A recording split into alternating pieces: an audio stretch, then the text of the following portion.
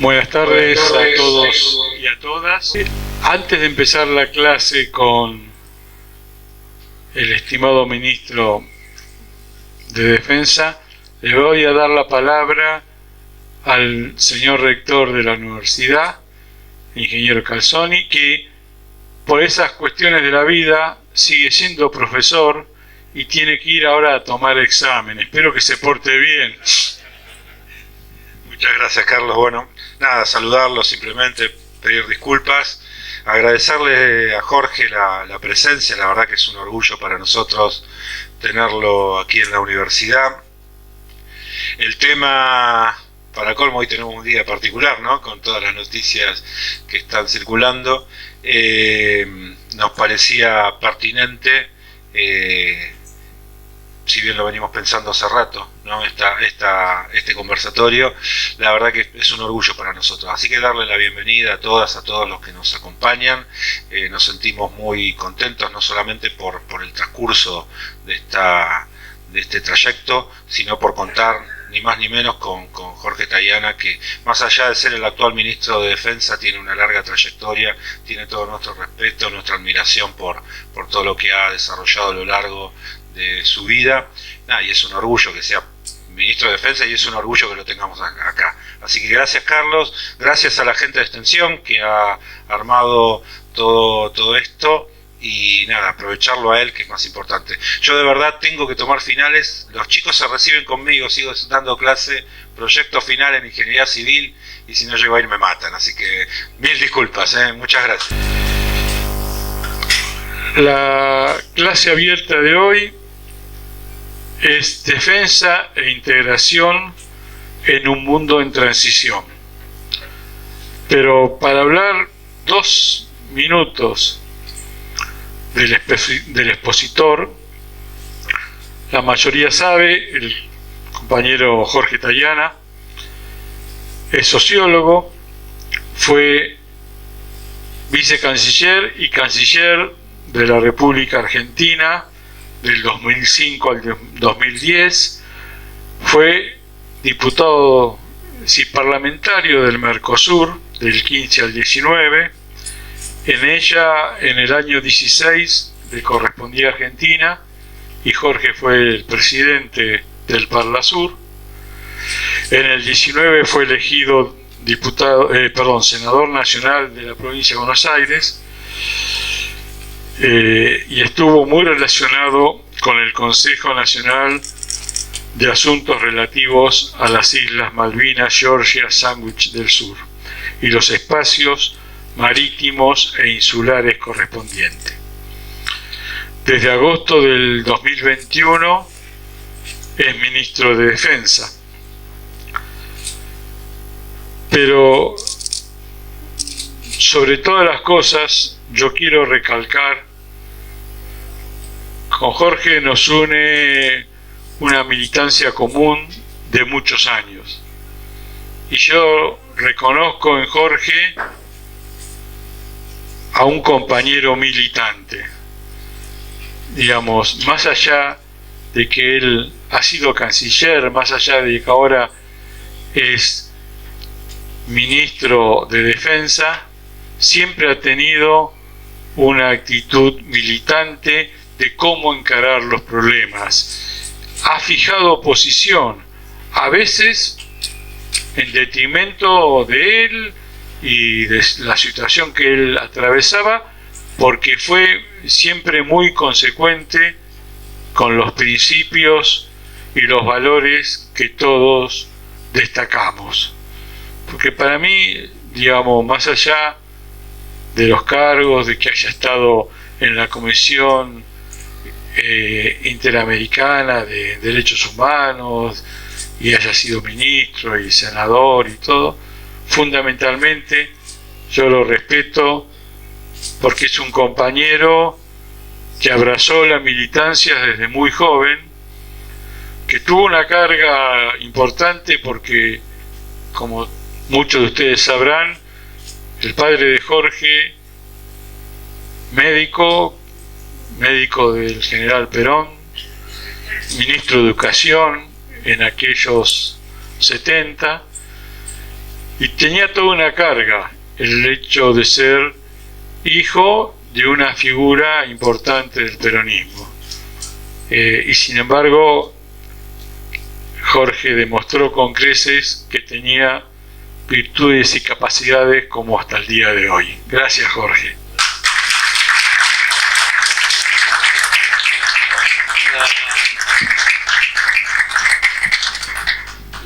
La ventaja de tener amigos desde hace mucho tiempo es que mienten con ganas por uno y parece que no mienten, digamos. Así que esa es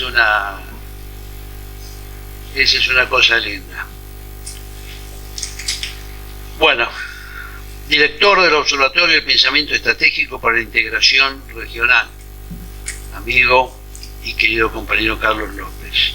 Autoridades de la universidad, alumnos, señores invitados.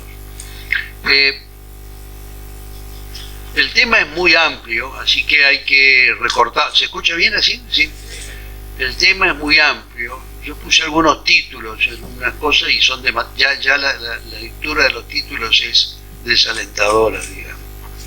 Pero hay que hacer referencia a algunas características del contexto internacional, porque inevitablemente dan el marco, las características que debe o puede poseer un proceso de integración y que tiene que tener la defensa nacional. Lo primero que yo insisto, y desde hace tiempo, es que estamos viviendo un mundo que efectivamente está en transición. Eso puede querer decir muchas cosas, pero si es una transición que no se trata simplemente de una época de cambio, eso lo decía siempre Rafael Correa, sino de un cambio de época. Es decir, para que tengamos una idea, estamos atravesando, y la base de eso es no la política, es la revolución tecnológica. Estamos asistiendo a una revolución tecnológica que podemos poner su inicio allá en los 70, mediados de los 70, y que está transformando la sociedad, la economía, la vida de las personas de una manera formidable. Yo tengo dudas, no sé si la transforma más, tanto o más que la revolución industrial, o directamente si la transforma tanto o más que el Renacimiento. Pero en todo caso estamos viviendo un cambio enorme. ¿Qué quiere decir un cambio? Quiere decir que la gente vive, hace y piensa las cosas de manera paulatinamente diferente, distinta, adaptándose a las nuevas realidades. Y uno de los aspectos de eso, de ese cambio tecnológico, es las modificaciones en la construcción del poder. El poder, tradicionalmente, los cientistas políticos han hablado del concepto de suma cero, ¿no? Uno gana, el otro lo pierde, el total es 100%, uno tiene 90, el otro 10, pierde el que tiene 10 y tiene que tratar de tener más. Bueno, la verdad es que ahora no está claro que ese principio sea válido universalmente. ¿Por qué?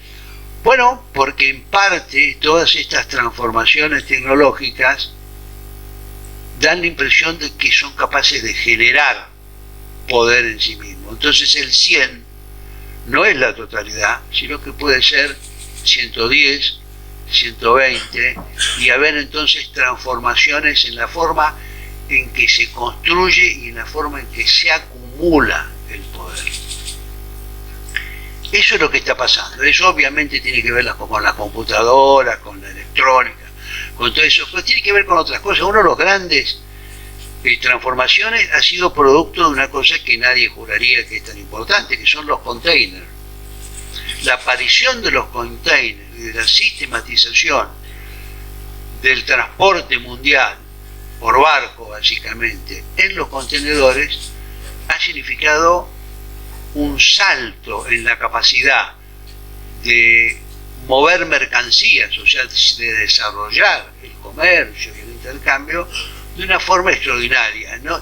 Todas las inversiones de Estados Unidos y de Europa en China, que recorren medio mundo para ir a su lugar de destino, es completamente imposible de pensar si no hay no solo una revolución tecnológica en los datos, en cómo se pasan, sino en una cosa tan práctica como los contenedores. Lo que quiero insistir es en ese punto. Se cambia y se modifica la forma en que se construye y acumula el poder. Y eso, todos los procesos de transformación muy grandes de la humanidad han tenido la peculiaridad de que rápidamente modifican la correlación de fuerzas. Y en general, la sociedad, el país, el reino, lo que sea, depende de la época, que produce esa transformación o en cuya sociedad se da esa transformación, es la que toma ventaja, acumula más poder y lo acumula en detrimento de los otros. O sea, son los poderosos los que primero se aprovechan de esas transformaciones de poder. Salvo que existan procesos revolucionarios que no son una cosa tan frecuente, sino que se dan en momentos de crisis en las distintas sociedades. Entonces, la consecuencia de eso es que el primer paso, o una de las primeras consecuencias de esas transformaciones, es la concentración del poder. Es decir, las sociedades internamente y las sociedades entre sí se vuelven más desiguales. O sea, este proceso de desigualdad que vemos con la financiarización en el mundo no es una cosa demasiado original, es una cosa que era previsible que pasara en un momento de transformación donde esa tecnología es accesible a unos pocos. Cosas tan sencillas como esa computadora no se hacían en cualquier parte del mundo, se hacían en un lugar, en dos. Y entonces, si querías tener computadora, tenías que ir a comprársela a ellos. Es decir, el auge del neoliberalismo no es un auge solo ideológico, es un auge ideológico. Yo siempre recuerdo que cuando estaba avanzando esta etapa, hay dos grandes figuras del neoliberalismo que hablaron sobre ello. Una fue la señora Thatcher, que es recordada por los argentinos por sus crímenes, y que dijo: la sociedad no existe, existen los individuos. Miren qué concepto, la sociedad no existe, existen los individuos. Y el otro fue su gran socio, Ronald Reagan, que dijo: el Estado no es parte de la solución, es parte del problema. Esas dos definiciones creo que dicen todo. Si uno las toma en serio y ve qué es lo que ellos estaban proponiendo y qué es lo que está. Primero, entonces, eso, la revolución tecnológica, que trae una serie de consecuencias y de transformaciones. ¿Transformaciones dónde? En las correlaciones de fuerzas, dentro de las sociedades y entre los países. Un ejemplo elemental, pero que quiero destacar porque a mí me ha tocado en la vida eso, lamentablemente ya tengo demasiados años, y entonces me tocó en la vida. Yo me acuerdo, por ejemplo, cuando en la industria automotriz de Córdoba surgió todo un movimiento muy combativo y se crearon dos sindicatos de empresa, CITRAC y CITRAM, que estaban dirigidos por René de Salamanca, que era un dirigente del PCR que fue desaparecido después. Pero el concepto básico de los dos sindicatos era el control obrero de la producción. Nosotros podemos hacer los autos teniendo las matrices acá, sin la presencia del capitalismo que se lleve la ganancia, la plusvalía o como uno quiera denominarla. ¿Y eso era posible? Sí, porque ahí se hacían autos completos. Bueno, ¿eso es posible ahora? No, porque en la Fiat Córdoba se hacen motores y cajas de cambio, punto. Y uno puede tener muchos motores y muchas cajas de cambio, pero eso no es un auto. Ahora, ¿eso qué significa? ¿Eso significa que el poder desapareció? No, que el poder de la construcción se ha transformado en varios lugares, pero sigue habiendo un poder concentrador, que es en general la casa matriz, la que hace los blueprints, los diseños, lo que acumula el centro de la información, de la innovación y del poder. Eso es una transformación, y por eso es que cuando vemos algunas de las cosas que pasaron, desde la caída del muro, hasta el crecimiento de la desigualdad, hasta la crisis de los estados de bienestar que se habían originado en la posguerra, está detrás de eso este proceso. Los procesos de gran cambio transforman la forma en que se construye el poder y acumulan el poder en general para unos pocos que son los que inventan el cambio o los que lo pueden tomar y aprovechar.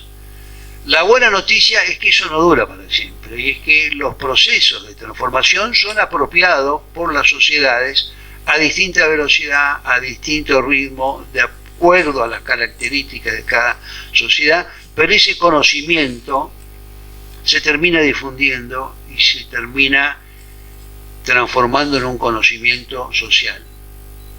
Por eso es que yo felicito a la gente de la Universidad de Avellaneda, porque la construcción de las universidades del conurbano argentino en su desarrollo en 20 años es un proceso extraordinario de producción y de difusión de conocimiento, y son parte de las bases de construcción de una nueva generación de pensamiento que ojalá sea un pensamiento nacional, un pensamiento que busque el desarrollo y la justicia y la soberanía para nuestro país.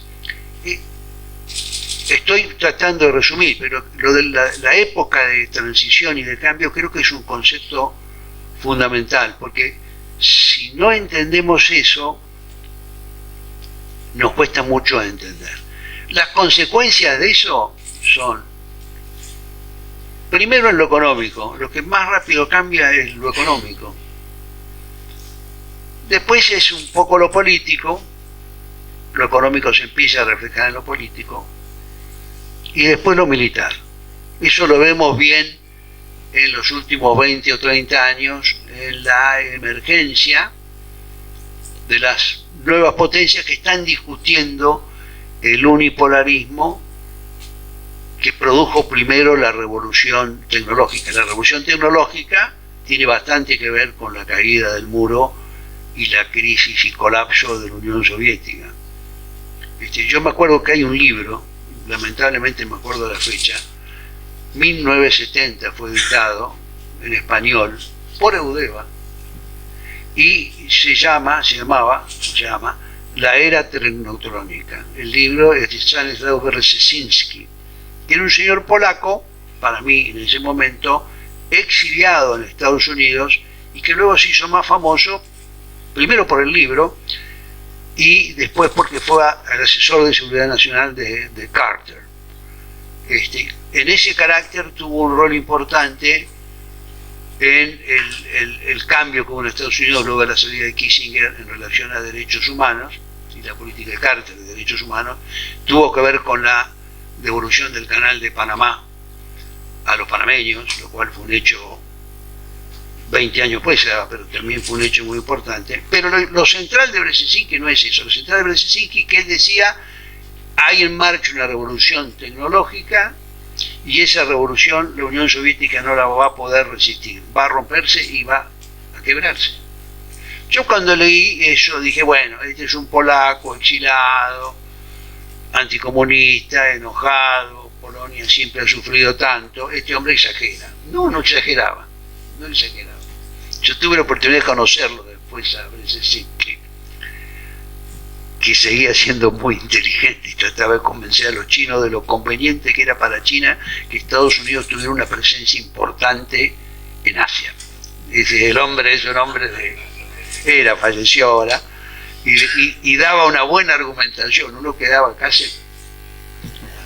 Bueno, entonces estamos viviendo en un mundo en cambio.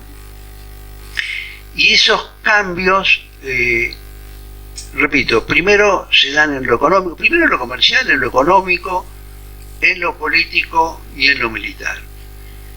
En general es así, ahora por lo menos. Las últimas grandes potencias, los grandes hegemones, o las grandes fuerzas hegemónicas han tenido ese tipo de transición.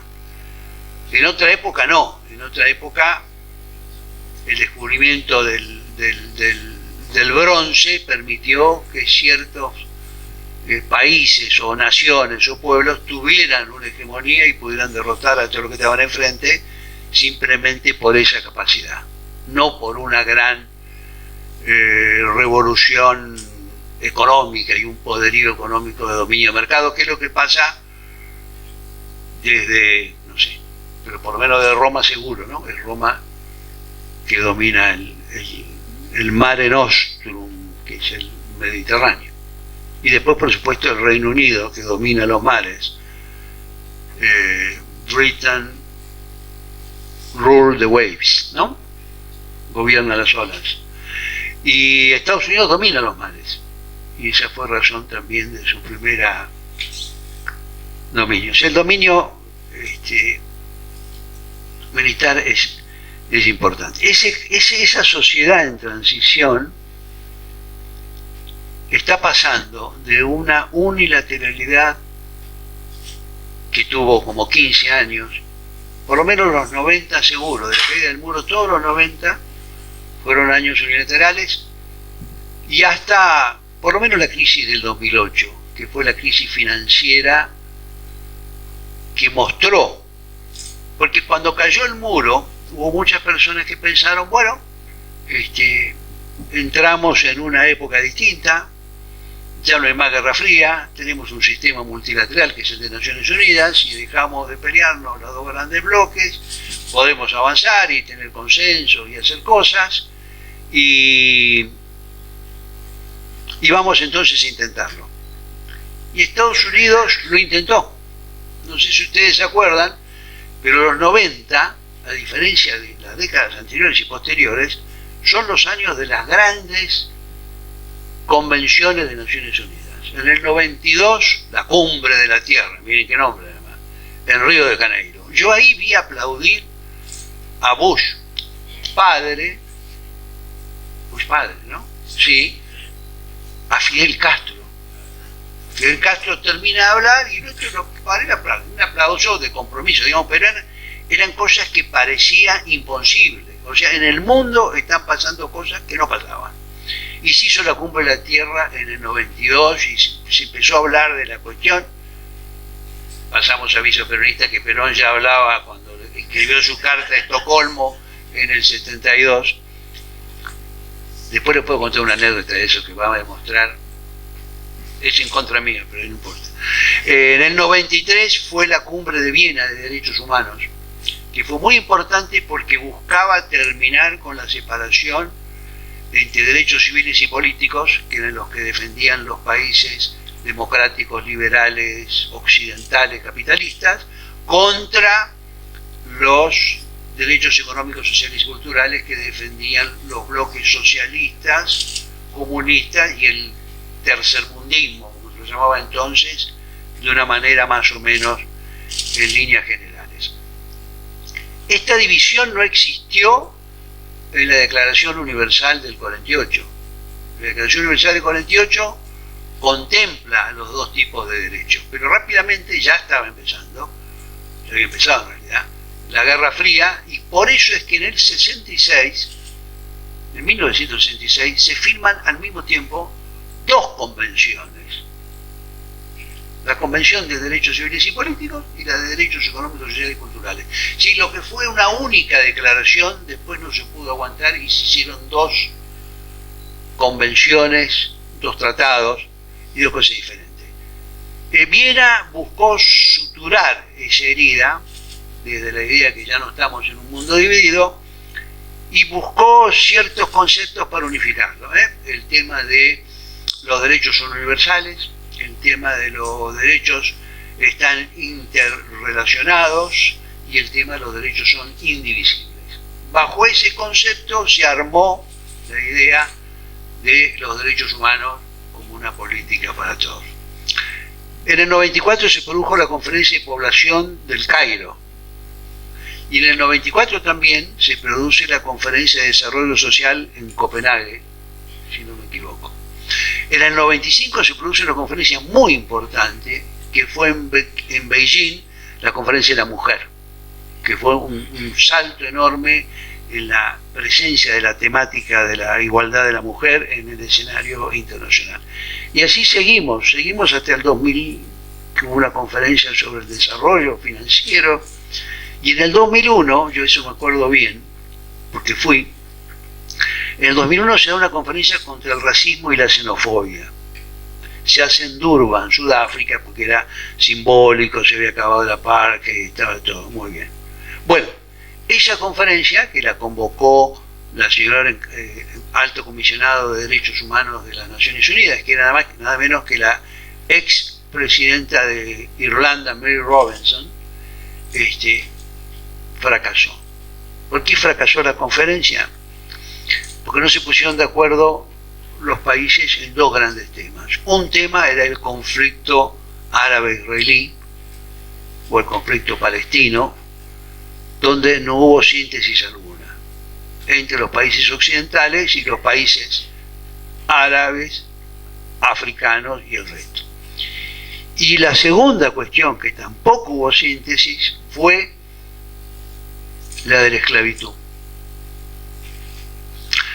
Es decir, los africanos querían que hubiera una condena clara a la esclavitud, pero sobre todo los holandeses y los británicos se oponían, porque temían que lo que saliera de eso, de esa convención, de ese acuerdo, de esa declaración, mejor dicho, pues era una reunión global, se transformara en base para pedir trato preferencial sobre todo los organismos financieros internacionales. Es decir, si hay una deuda con África porque se le sacó 20 millones de esclavos y unos 10 millones más murieron mientras sacaban los otros 20, hay una deuda que hay que pagar. Entonces, los países temían que se produjera un sistema preferencial, una discriminación positiva respecto a los países que habían sufrido la esclavitud en el sistema financiero internacional. Y yo no estaba muy en desacuerdo.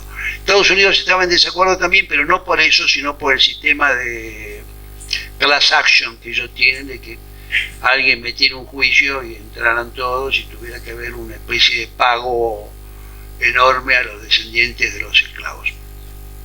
Al respecto, hoy la Corte Suprema de Estados Unidos ha eliminado la discriminación positiva. ¿Se acuerdan? Hace muchos años,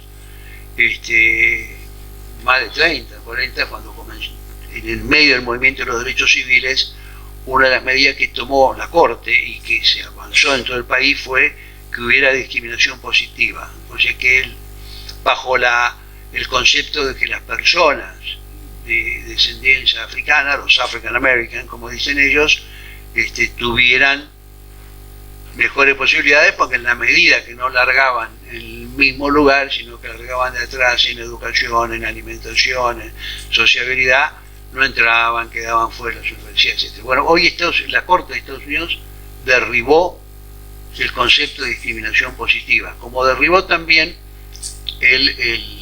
la ley del aborto legal, ¿no? O sea, los dos grandes logros de los años 60 y comienzos de los 70 fueron derogados por la Corte de Estados Unidos. Estoy hablando ya de otras cosas, me parece. Pero bueno, lo importante de esa declaración, de esa reunión de Durban que fracasó por estas dos razones, fueron dos cosas. Me costaron el puesto a Mary Robinson, que renunció después de eso, porque salió mal la reunión, y de hecho quedó todo peor. Pero el segundo hecho es que esa reunión terminó el 7 de septiembre del 2001. Entre el 7 y el 8. Yo me acuerdo que viajaba en South African Airways de Johannesburgo a Durban, Johannesburgo, San Pablo, Buenos Aires, y en el viaje yo me di cuenta que habían dado mal, y tuve la sensación, que era cierta, no era una sensación, era en realidad una conclusión, que esa época de intento de dirigir el mundo multilateral, que lo hacía Estados Unidos a través de políticas y buscando consensos y arreglando y negociando en el sistema para que hubiera un mundo, en la época que Fukuyama decía que se había acabado la historia, que eso estaba medio terminado, tenía un sabor amargo, tuve toda la impresión de que esa época se había acabado, y efectivamente al Estado prácticamente. Pero a partir de que descubrieron que el problema era China, miraron para el barrio y se dieron cuenta que China era el principal socio comercial de varios países de América del Sur. Era el segundo de la Argentina, sí, porque el primero era Brasil. Era el primero de Brasil. Era el primero de Chile, que nadie pensaba que era un régimen socialista. Era el primero de Perú. Todo en el caso Chile y Perú por el cobre.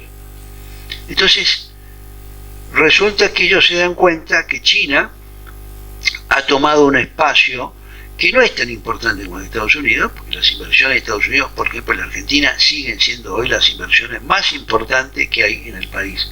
La inversión extranjera más importante que hay en el país es de los Estados Unidos, entre otras cosas porque han estado décadas poniendo dinero acá, de la Ford, que está hace más de 100 años, hasta muchas empresas. Pero lo que ha sucedido en los últimos años es que ese relacionamiento con China ha dejado de ser meramente comercial, no es un intercambio comercial, sino que es un intercambio comercial que va unido de alguna inversión productiva, desde los parques eólicos hasta las represas, hasta tabaco, distintas cosas, van teniendo una inversión productiva y a ser un agente financiero que juega en el lugar, ¿no? Ustedes, hoy he leído en el diario una cosa que no deja de sorprenderme. El gobierno va a pagar una suma de creo que 2.600 millones de dólares al Fondo Monetario, que hay que pagar a fin de mes o antes de unos días. Bueno, de esos 2.600, como 1.900 creo que son en dólares. ¿Y en qué va a ser? Otra parte va a ser en DEG, en Derechos Especiales de Giro, que es la moneda, entre comillas, del Fondo Monetario, y el resto va a ser en yuanes. Porque parte del acuerdo que se obtuvo ahora es que algunos yuanes, no muchos, pero alguna parte de yuanes son de libre disponibilidad. Eso es una cosa impensable hace 10 años. Eso es un mundo que no existía. Ahora es distinto. ¿Cuánto va a tardar a cambiar? Bueno, pero yo me estoy yendo demasiado por la rama, que es lo que no quería. En todo caso, lo que quiero mostrar con esto es que hay un cambio profundo, que ese cambio se da en el marco de una transformación tecnológica extraordinaria y que hay modificaciones en los actores y en la importancia relativa de los actores. Todavía, o aún, América del Sur se ha transformado en una zona bastante marginal. Hemos perdido mucho peso en el mundo. Pero siempre los que hacen esto no cuentan que en el medio hubo algo, además de la dictadura y todas las cosas que sufrimos nosotros, hubo algo anterior a eso que se llamó el proceso de descolonización. Cuando se hacen las Naciones Unidas son menos de medio centenar de países los que le forman parte. Ahora son 193 estados. Y realmente algunos de esos estados han tenido un desarrollo y una potencia, un dinamismo muy muy grande. Esta revolución tecnológica que está comenzando a ser apropiada por los países, por eso hay países emergentes que tienen desarrollo. Cuando está el debate sobre los chips, no es porque los chips, bueno, vieron el problema de Estados Unidos, que se atrasó en los chips, por lo de hoy Taiwán es la gran máquina de chips.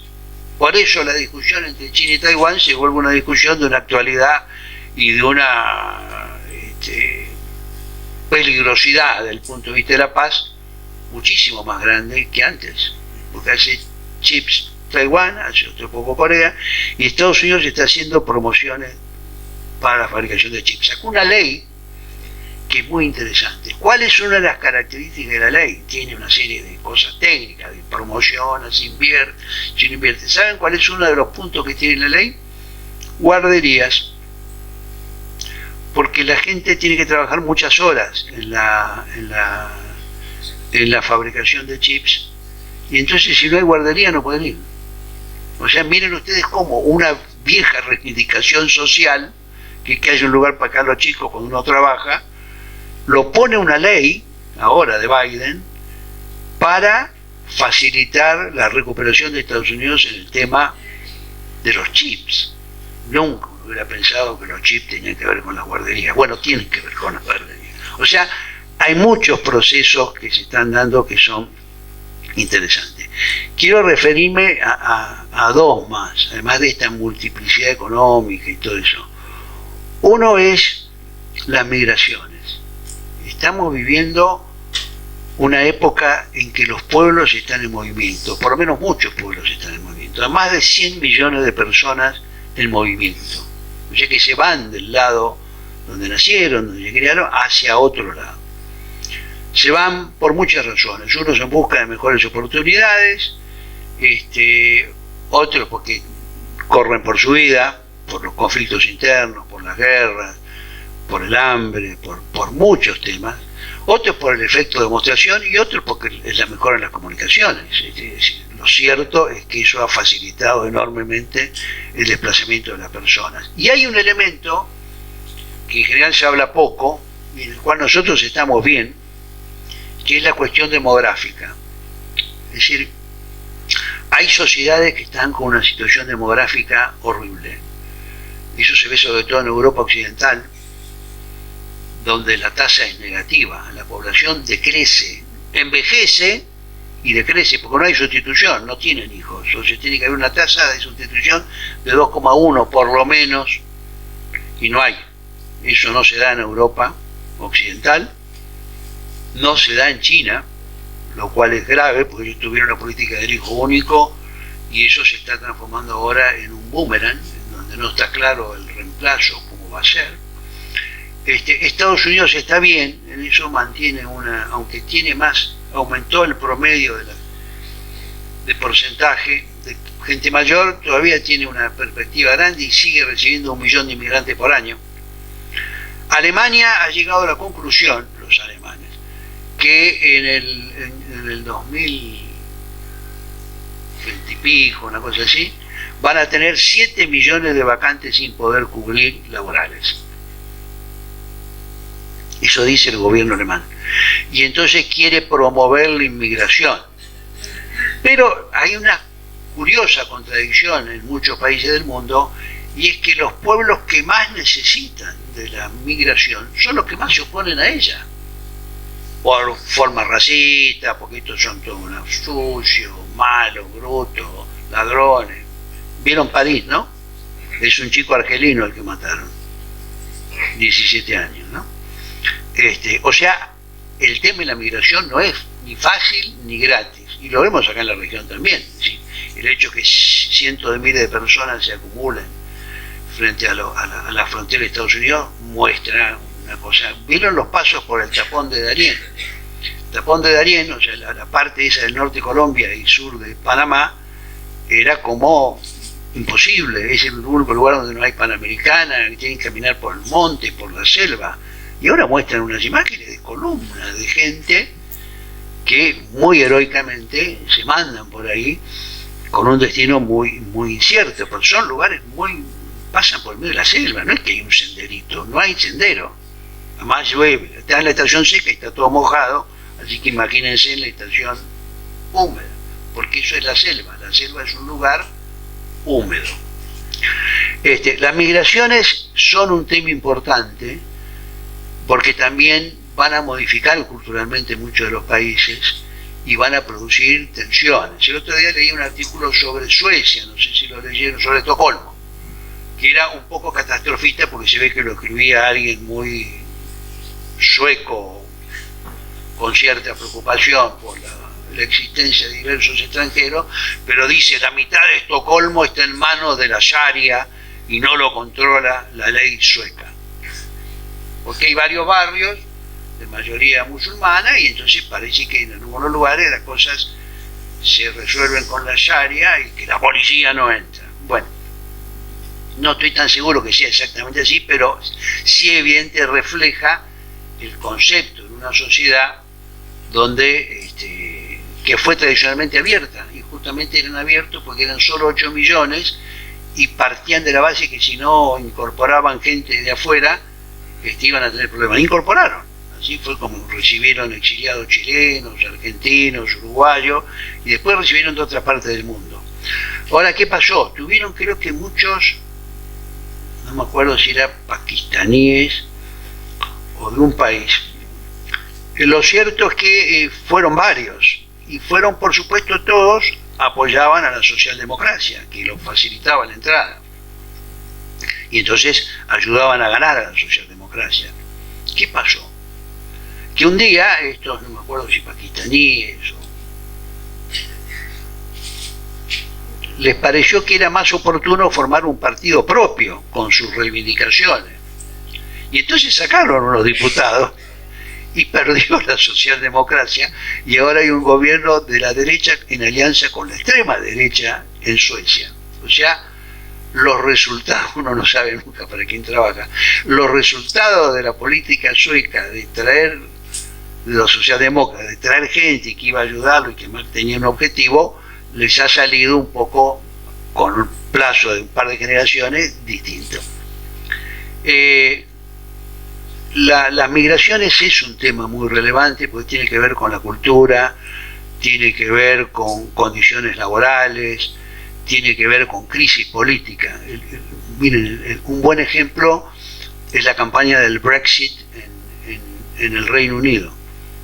El Partido Laborista era un partido que une y unía con mejor éxito dos realidades. Una realidad de clase media liberal en el sentido de progresista, de Londres y de las zonas acomodadas de los alrededores, que son los que tienen la segunda casa en el sur de Francia, los que tienen preocupaciones por la diversidad y todo eso, y que tienen en general son profesionales de buena posición económica, con la muchachada de Manchester, Leeds, Liverpool, que eran los que ya habían cerrado la fábrica y que no tienen una visión muy feliz. Por supuesto, los de Londres votaron Remain, o sea, permanezcamos en la Unión Europea, que nos da posibilidades de estudio y de cosas, y mientras que los muchachos de Manchester votaron, vamos, no, si acá no hay nada para nosotros, no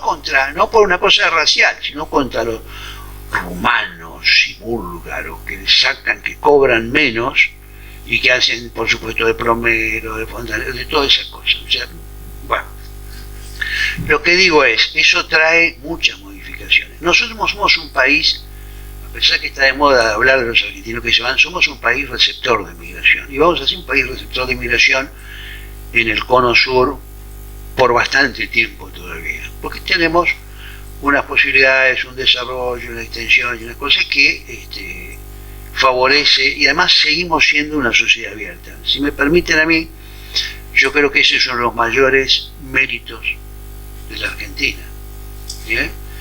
Que se concibe como una tierra en donde integra a la gente de otro origen, y lo integra bastante rápidamente, y al final, en un par de generaciones, los que hemos vivido no sabemos bien si alguien pensaba de qué origen étnico era el abuelo de la chica que le gustaba, o del chico, de lo que fuera. No era un tema relevante, se funcionaba. Esa es la segunda revolución. Tenemos otra revolución que hay que tener en cuenta y que es muy importante, y que es la revolución de las mujeres.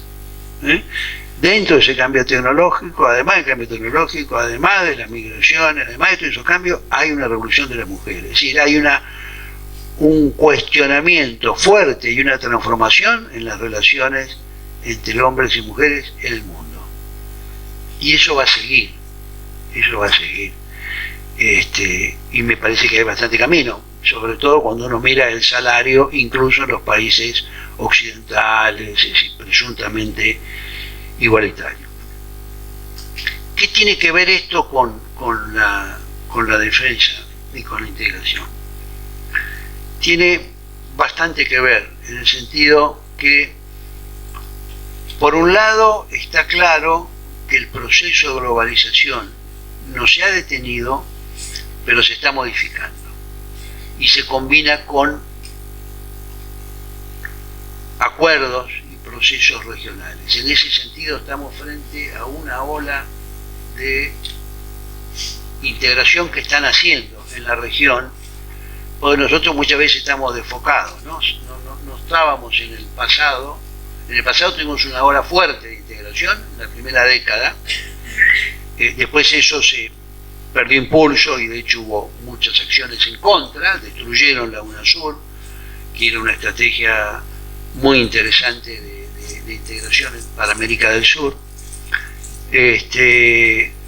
Pero ahora me parece que eso vuelve, y vuelve porque hay, incluso desde el punto de vista económico, un proceso, lo que se llama reshoring o nearshoring, o sea, devolver las empresas que estaban allá en China a lugares más cercanos. Lo hacen los europeos, lo hacen los norteamericanos, lo hacen casi todos.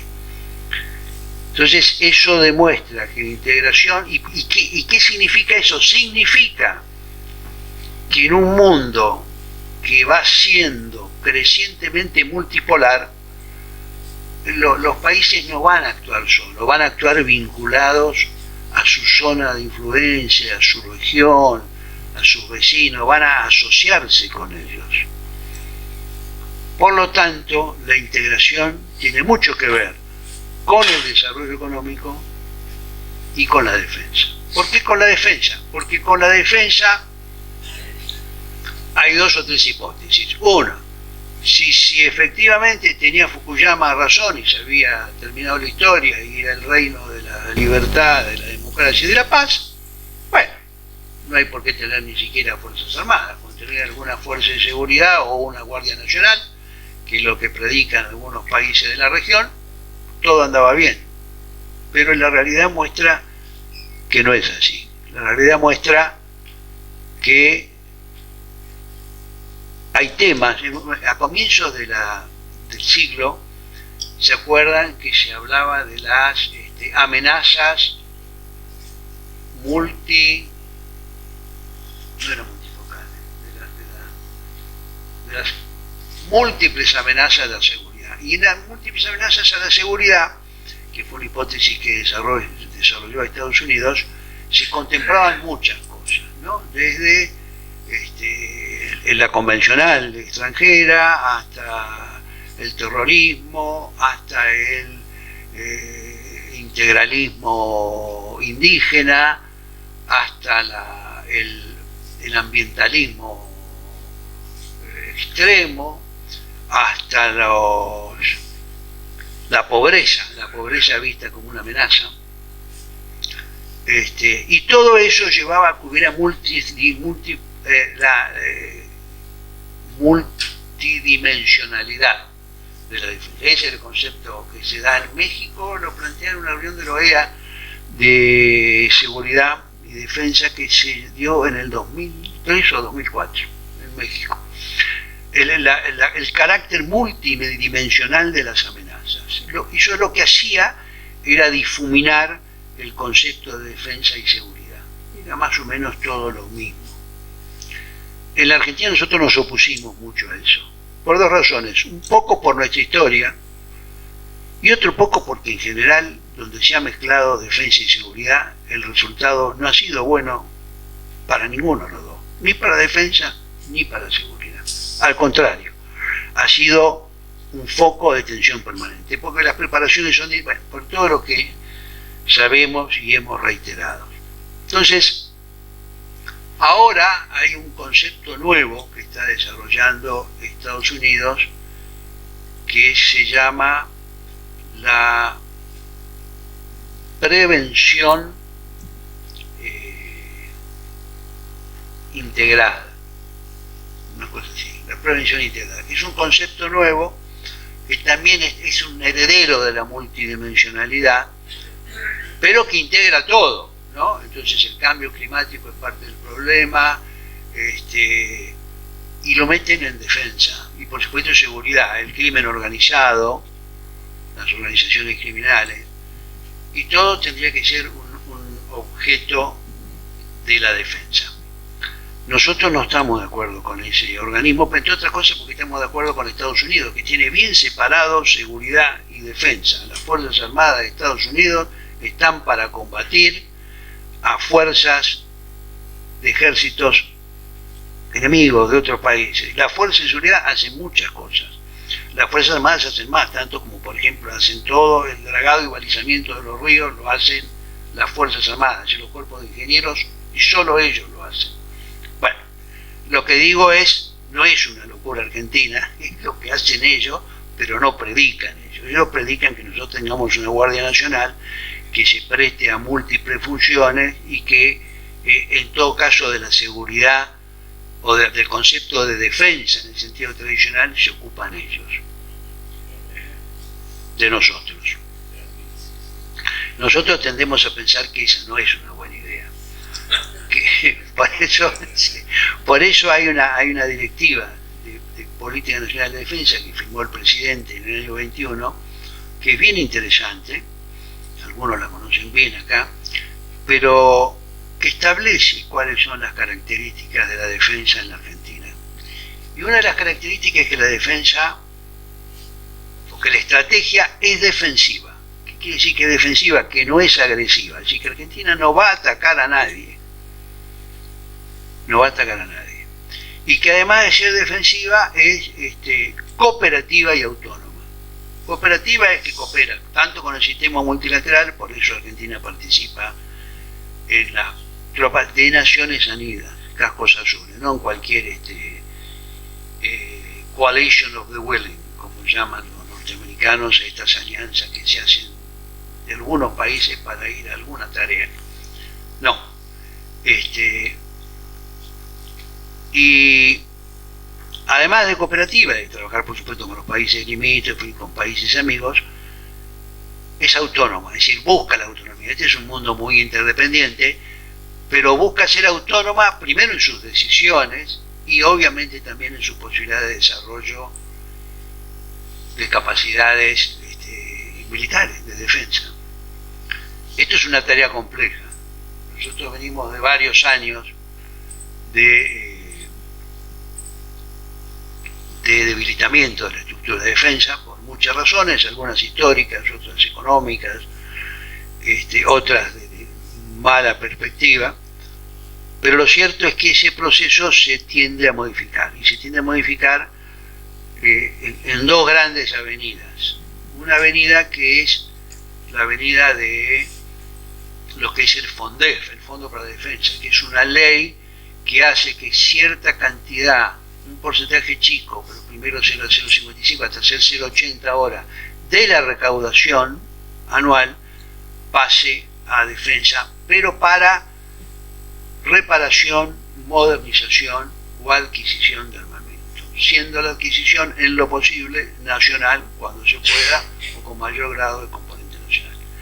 Esto supone, esta inyección de dinero y de perspectiva, supone una apuesta también a la reconstrucción de una capacidad nacional de producción de elementos para defensa y de desarrollo de un sector. Una parte es estatal,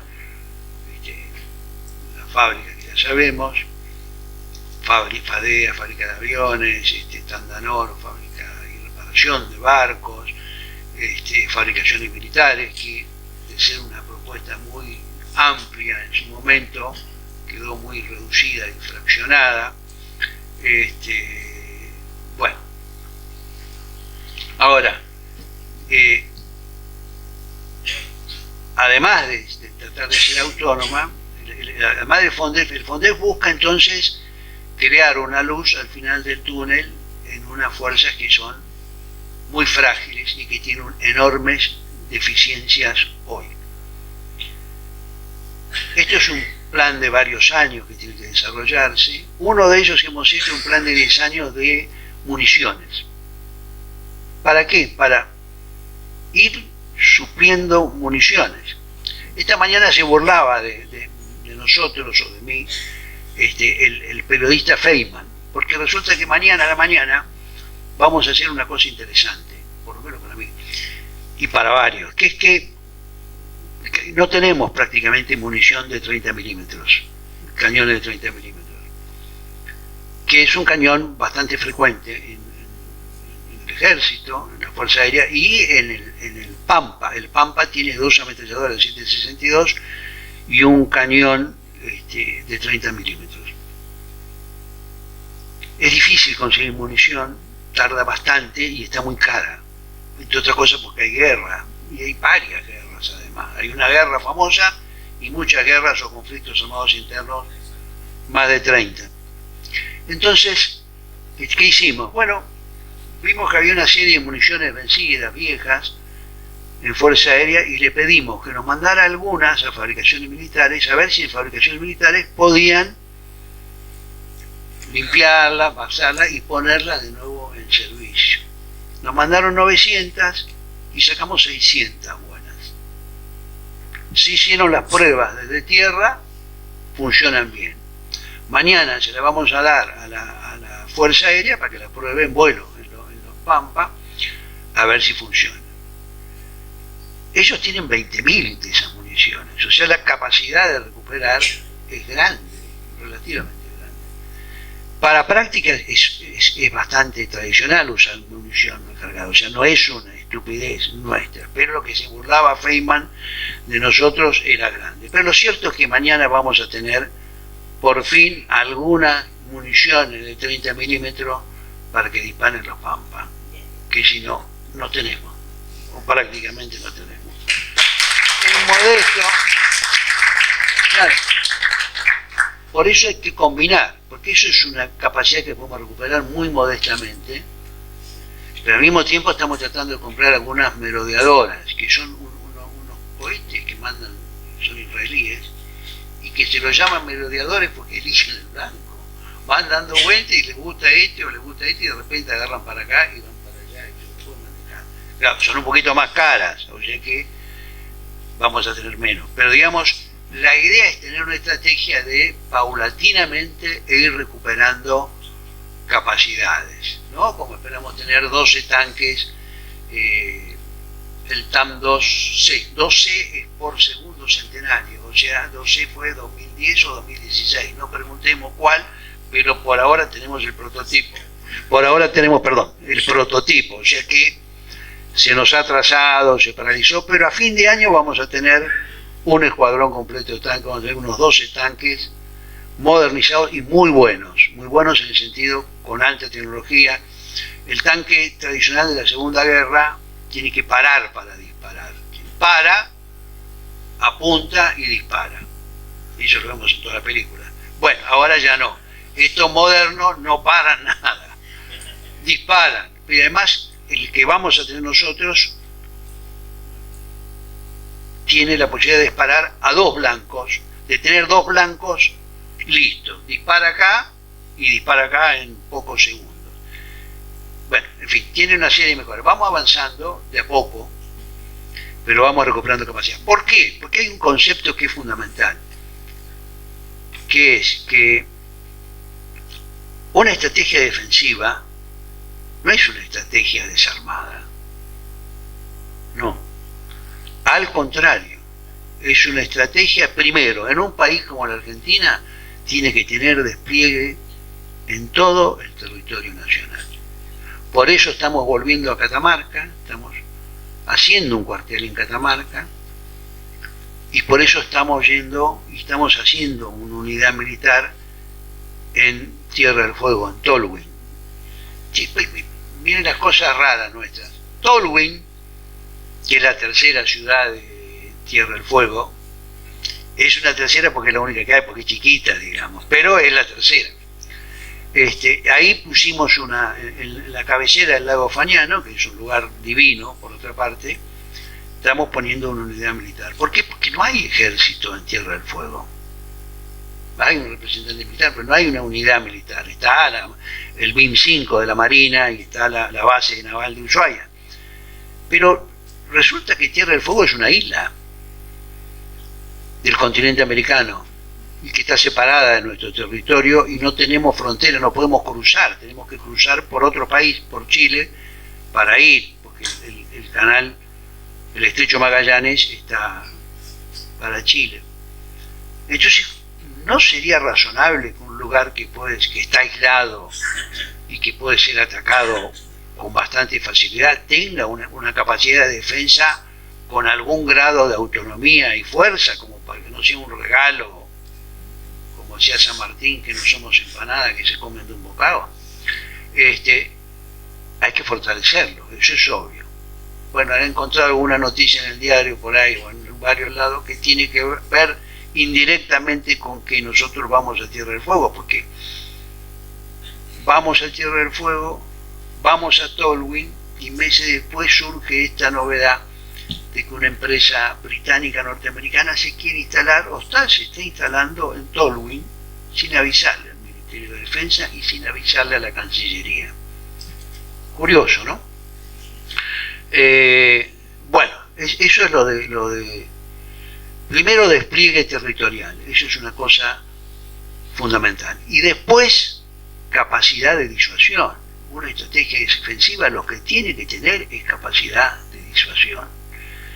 ¿Por qué? Porque es lo que hace que alguien, que podría ser un potencial agresor, si se le ocurre, se le desocurra rápido la idea de atacarte, porque puede ser costoso. O sea, tiene que tener una capacidad de estrategia.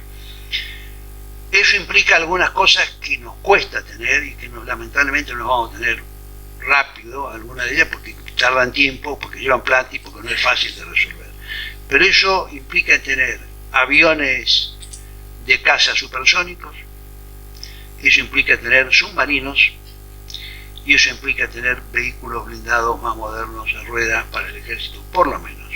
Además de modernizar la flota de helicópteros, modernizar algunos barcos, no tenemos barcos de transporte prácticamente, ¿no? Bueno, algunas de esas cosas se están poniendo en marcha, pero son cosas que llevan tiempo y dinero. Por eso yo insisto que hay que tener una visión.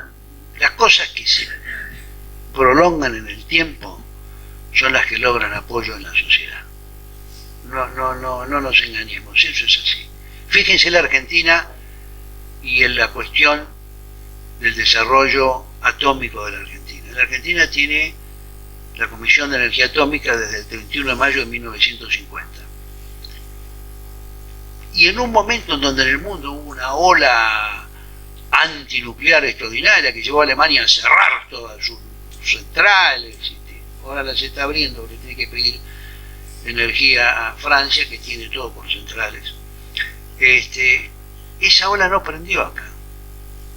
Tuvo, sí, pero no llegó a prender como para cuestionar el desarrollo. Los que han atacado el desarrollo nuclear argentino han sido otros, digamos, que están interesados en que no lo tengamos propio. Pero digamos, o sea que las cosas que perduran son las que tienen cierta como dirían los gringos, constituency, o sea que tienen sectores que los apoyan y los defienden. El productor de chancho es diputado porque defiende a los productores de chancho. Bueno, nosotros en varios temas tenemos que hacer constituency, y creo que en defensa también. Y en defensa tenemos que hacer eje en 2 o 3 temas. Uno, la necesidad de tener fuerzas armadas modernas y equipadas, y de tener un horizonte de construcción de la fortaleza. Algunas será más rápido que otras. Los submarinos, si uno quiere hacer 3 submarinos, son como 10 años. Pero hay que tenerlo. ¿Y por qué? En parte, bueno, porque la posibilidad de desarrollar las capacidades en buena medida están vinculadas a la existencia de planes y de planes plurianuales. Nadie va a comprar una máquina de vasos si uno le dice, te voy a comprar 10 vasos este año. Y el año que viene, no sé, el año que viene a lo mejor le compro cachito. Nadie, el tipo te mira, te dice, mucho gusto, chao. Nosotros necesitamos crear ciertas certezas, y así como estamos comprando uniformes y todas esas cosas, y armas, y estamos recuperando capacidades, también tenemos que darle certeza para que haya inversión y para que haya experiencia y para que haya mayor desarrollo de eso. Me dicen que vaya terminando, así que ya es demasiado largo. El último punto.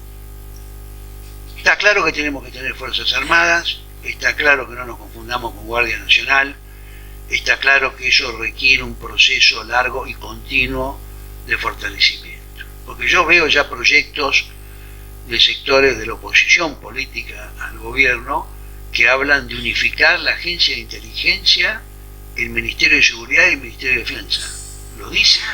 Ah, bueno, lo dicen, así que no. Eso es uno.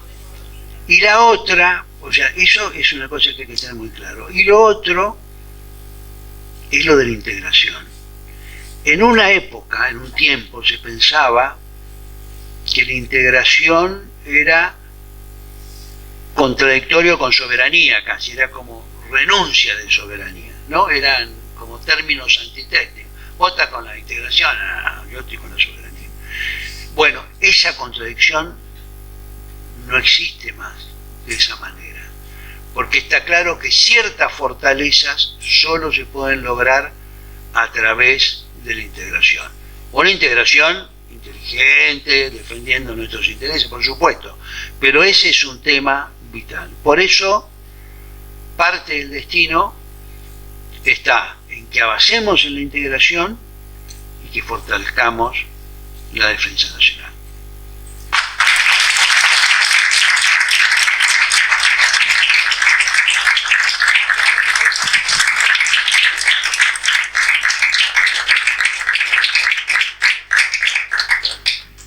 Muy bueno, compañero ministro, realmente.